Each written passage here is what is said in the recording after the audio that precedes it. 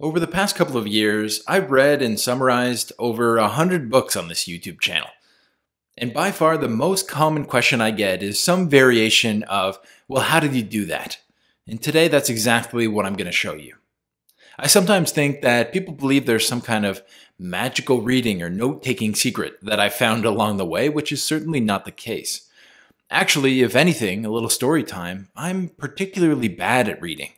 I was a terrible student growing up. I practically failed all of my English classes. But after I got out of high school, I really figured out why reading was important to me, and I built up the habit, and I picked up a few other tricks along the way. So this video is going to give you 5 keys that I think will help you read more and remember better in your own life, even if you might be a particularly bad student like I was when I was first starting out. The first point that we're going to dive into is something called asking life's great question. And this is an idea coming from Tom Rath, someone who I really look up to. One of the books that I've really enjoyed over the past little while is his book on just asking life's great question. And of course, the idea here is, what can I contribute? Knowing who you are and who you are not is essential, but it is only a starting point. All the talent, motivation, and hard work in the world will not be valued or remembered if it does not help another human being. Real growth is the product of following your contributions more than your passions. Simply asking, what can I contribute, leads to a better path and a result than starting with yourself. This applies far beyond the realms of careers.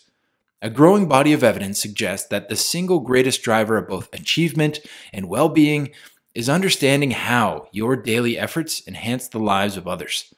Knowing that we're making meaningful contributions to others' lives leads to not only improved work outcomes, but also to enhanced health and well-being. Even small acts of generosity triggers changes in our brains that make us happier. With each pro-social act at work, energy is creativity that measurably benefits the giver, the receiver, and the whole organization. Think about that. We can actually improve your health and well-being every day. Work can also be about doing something each day that improves your relationship with your family and friends. I believe that we all inherently know this, which makes the gap between what we're contributing and what we have the ability to contribute all the more frustrating. The idea here is, what can I contribute? So that's the first point that I wanted to bring up, is you're not necessarily just reading for yourself. And that's actually not the kind of endeavor that I would undertake if I was kind of left to my own devices. And I'm sure you're probably the same. What you want to understand is, why are you reading? And you want to find that why. And I think that a lot of benefit can be found in just asking that question of, what can I contribute? So that's really what I'm doing with these mind maps as well, is these aren't just for my own personal kind of well-being, and this isn't necessarily just to make me potentially better at my job or a better business person or etc. Maybe that's how it started, but what I found along the way is my true passion and my true kind of reason and why for reading is to help all of you to better understand some of these core concepts that are coming out from the books. And that might be yours as well, in which case, creating a book summary YouTube channel might be a great way to put that work out there into the world. But you might also be a leader. You might be a coach. You might be someone who, when you're gathering knowledge and you're putting it into your own words and you're thinking about reading and you're really kind of deeply connected to helping people, you can easily see how you could bridge that gap.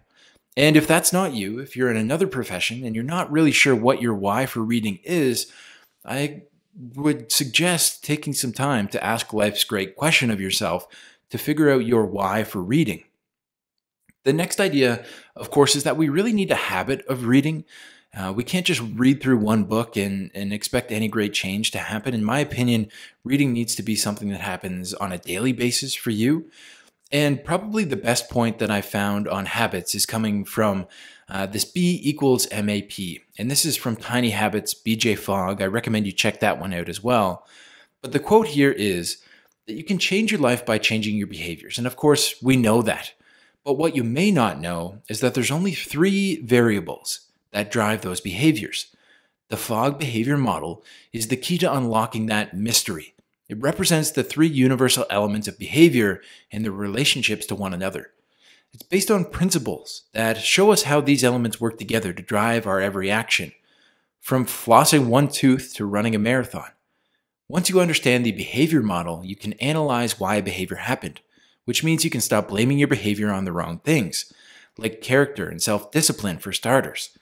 So this is a good point in the summary just to stop and say that so many people that are attracted to the channel, I think, are people who are kind of blaming their behaviors of not reading and not being, more successful and so many other things on a lack of their own character, a lack of their own self-discipline, and kind of just beating themselves up in kind of an effort to make themselves work harder.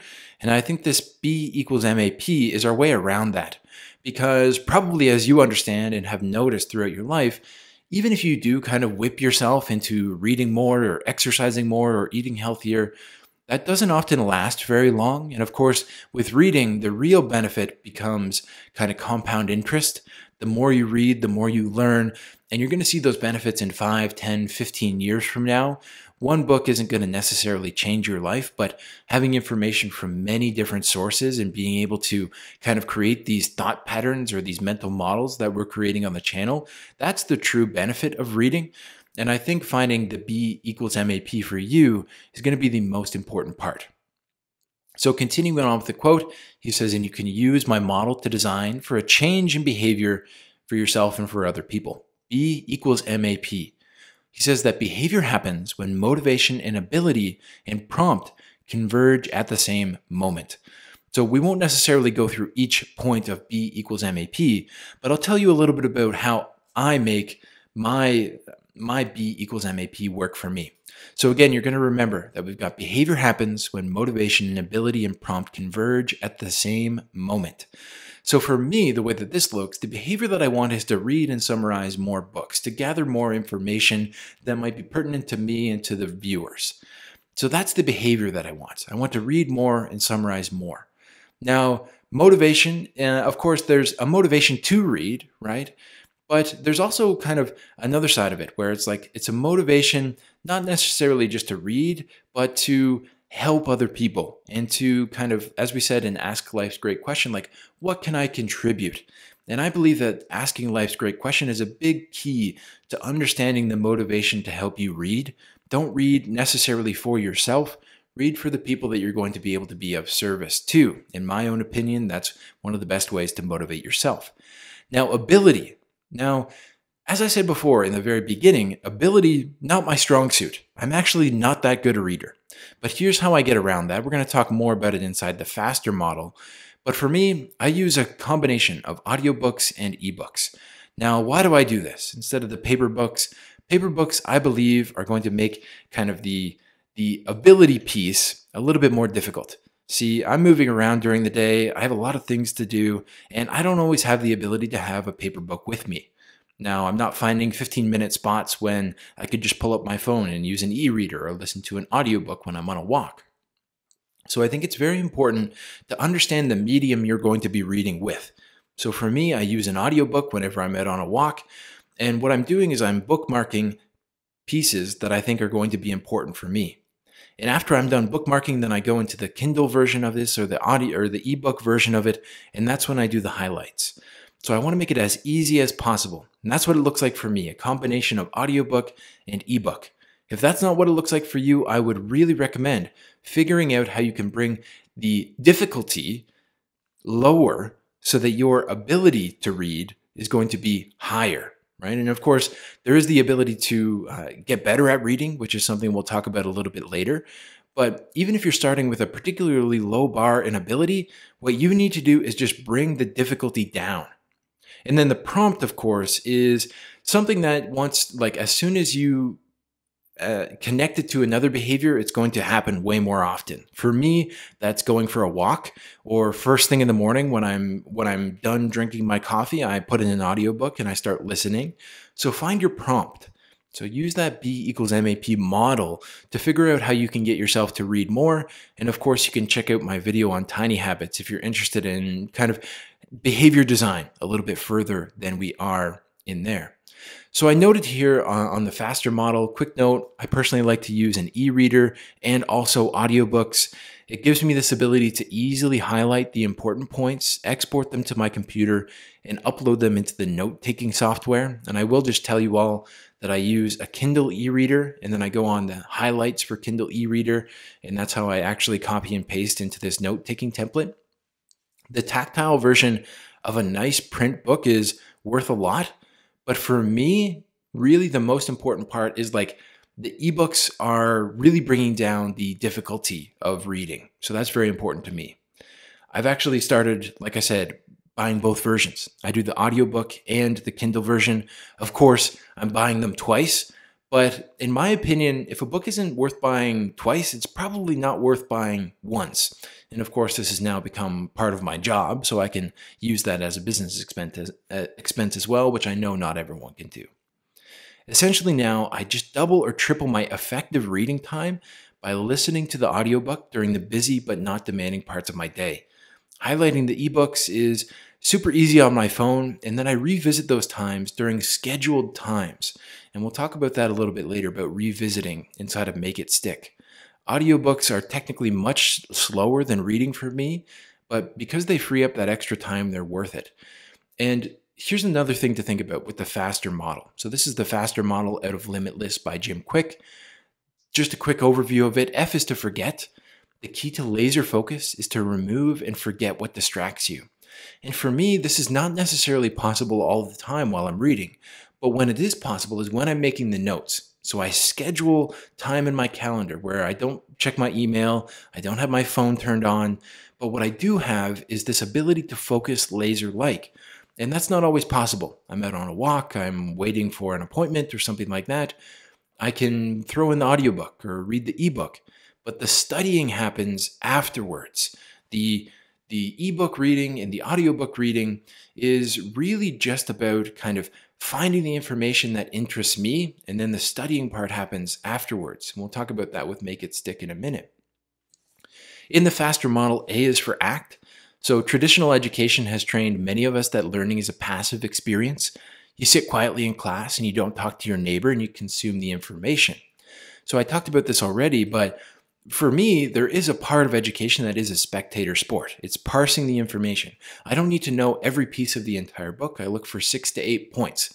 And after I found those 6 to 8 points, that's what I study more intently using F is forget.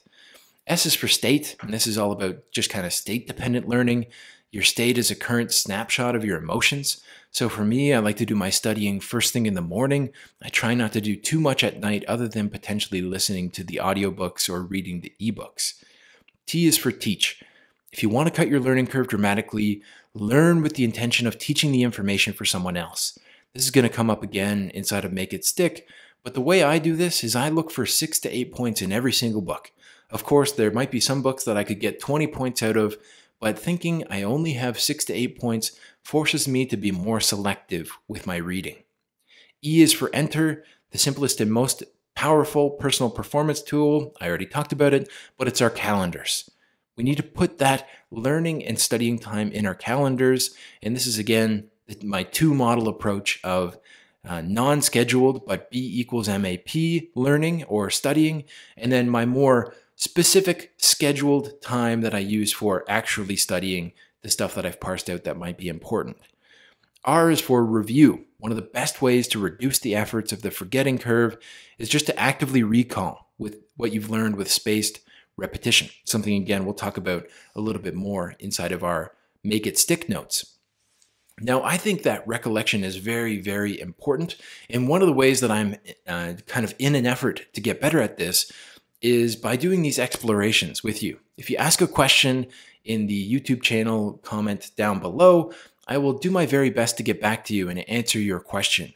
I think it's a very good way for both of us to use this tool together. So someone's asked me how I read and summarize 100 books, and what I'm doing is, of course, I haven't thought about this model in quite a long time. I've kind of built this up along the way, but what I've done now is put it into a more specific outline for you, and that's kind of the one way that I'm using recollection. So the next piece that I would say is create your own process. I love the faster model. I love B equals MAP, but my own model of using audiobooks and ebooks is probably not right for everyone. So what I would recommend is going to check out Make It Stick. There's a lot of really good learning techniques in here.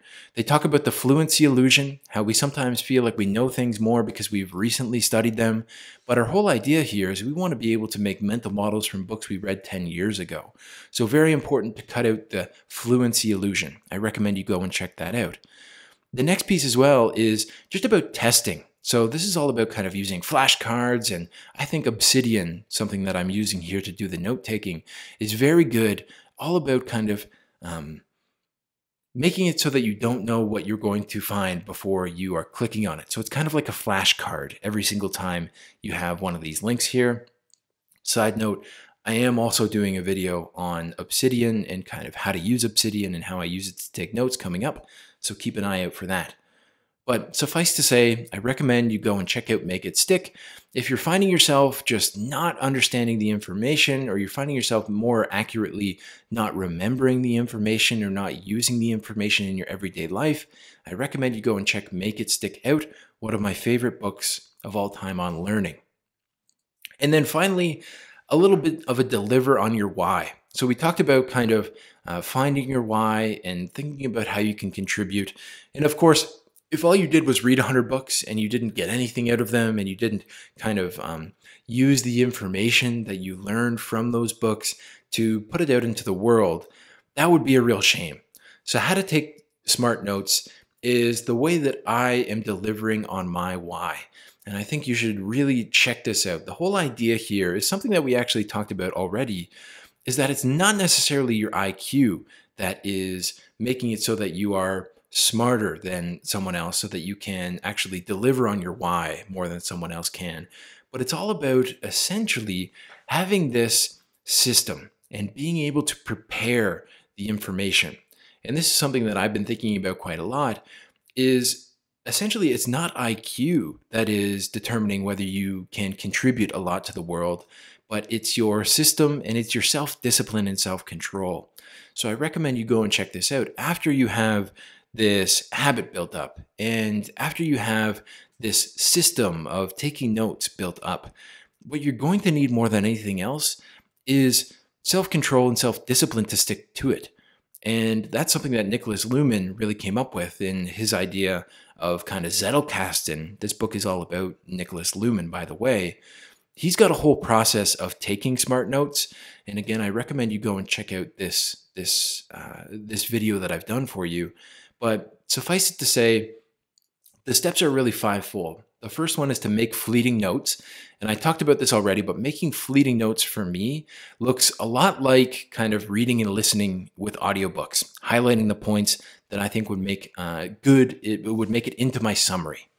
And then step number 2 is the ebook reader that I use allows me to take small notes with each highlight. And the whole idea for step number 2 is to make literature notes.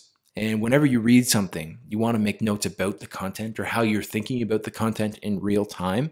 So that's what I'm doing inside of the notes section of the ebook reader. The next one, of course, is to make permanent notes. And for me, this is all happening inside of Obsidian. And again, I talked about this already, but I use Kindle to highlight the notes. And then Kindle allows you to go and view all of your highlights and copy and paste them. I keep it to 6 to 8 points per book because I found that that's a good medium number. I could always find more, and I could probably also always find less. But 6 to 8 is right in that middle point where it feels like I need to stretch just enough to find the main points of the book without feeling like potentially I am really stretching and pulling and trying to find things that aren't really there as well. Step number 4 is I luckily get to do steps number 3 and 4 together. Obsidian has this ability to do interlinking. You're seeing the graphs over here. So if you do use a tool similar to Obsidian, it's going to link your thinking together, which is great. And then developing the topics, questions, and research projects from the bottom up. So this again is essentially connected directly to your why. Of course, if you're coming through and you're trying to figure out what you can contribute, making book summaries is one way to do it, but then finding explorations that might help other people is another way. If If you want to create a YouTube channel, if you want to use this in a coaching practice, if you're some kind of a leader, you're going to want to be able to create models for people to think about. And that's what I'm doing inside of these explorations. And it's something that's made a lot more possible from the things that I've learned in How to Take Smart Notes. So I recommend you check that one out. Quick overview again, we've got Asking Life's Great Question. We've got B = MAP from Tiny Habits. We've got The Faster Model from Limitless by Jim Quick. We've got Make It Stick, my favorite book on learning. And we've got How to Take Smart Notes for delivering on your why and contributing to the world. So that's how I've read and summarized 100 plus books. I really recommend you check out some of the other summaries we've done on the channel. If you'd like access, direct access to potentially me answering one of your questions, there is a form down below in the YouTube description that you can fill out, and I'll do my very best to answer your question. Assuming it's well formulated and it's an interesting question for others, I'll do my best to answer that via video form. And then if you're interested in getting access, direct access to this tool, you can find that by joining the channel. You can click the join button down below or the first link in the YouTube description. You'll get direct access to this tool where you can access it via a browser. So any smartphone or potentially a computer that you have will be able to open up a browser and you'll be able to have access to this tool. The other thing I would say as well is that there's a second tier of the YouTube channel membership where I do live streams, bi-weekly live streams that'll help answer some of your questions on a live stream. So if you're interested in that, you can also check out the second tier of the YouTube channel membership. Thanks for being with me, and we'll see you in the next one.